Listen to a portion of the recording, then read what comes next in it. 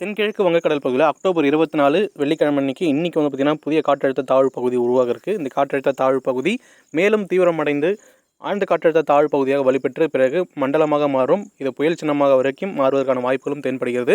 இந்த காற்றழுத்த தாழ்வு பகுதியானது தொடர்ந்து வடமேற்கு திசையை நோக்கி நகரக்கூடும். அதாவது வடமேற்கு திசையை நோக்கி நகர்ந்து வட ஆந்திரா பகுதி குறிப்பாக விசாகப்பட்டினத்தை ஒட்டி கரையை கடப்பதற்கான வாய்ப்புகள் உண்டு. இது மாறுபாடு உண்டாகும். இருந்தாலும் இது தமிழகத்திற்கு எந்த ஒரு பயனும் கிடையாது.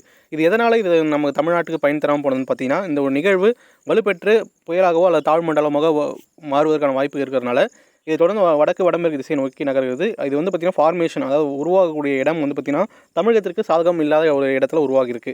இது வந்து வலு குறைந்த நிகழ்வாக இருந்தால் தமிழகத்திற்கு சாதகம் இருந்திருக்கும். இது வந்து வலுவான நிகழ்வுங்கனால தமிழ்நாட்டுக்கு சாதகம் இல்லாமல் அமைஞ்சிருக்கு. இந்த நேரத்தில் வட இந்தியா பகுதியில் மேற்கு திசை வருது. சொல்லப்போனால் அடுத்த 10 நாட்களுக்கு கிழக்கு திசை காற்று, அதாவது வடகிழக்கு பருவமழை காரணமாக மழை பெய்யாது தமிழ்நாட்டில். அதுக்கு மாறுதலாக வெப்பச்சலன மழை அடுத்த 3 நாட்களுக்கு காணப்படும். பிறகு அதுவும் மழை குறைந்து ஒரு சில இடங்களில் மட்டும், ஏதாவது ஒரு சில இடங்களில் தமிழ்நாட்டில் மட்டும் காணப்படும்.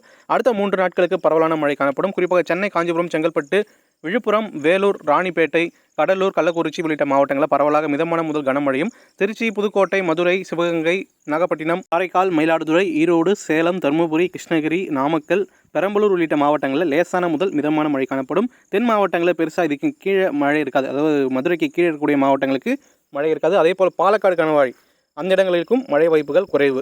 மேற்கத்திய காற்று ஊடுருவல் இருக்கக்கூடும். சொல்லப்போனால் தென்மேற்கு பருவமழை காலகட்டங்களில் ஆகஸ்ட், செப்டம்பர் மாதம் எப்படி மழை பெஞ்சதோ அதே போல் இருக்க போது. குறிப்பாக இந்த மழை இரவு நேரங்களில் மட்டும் காணப்படும்.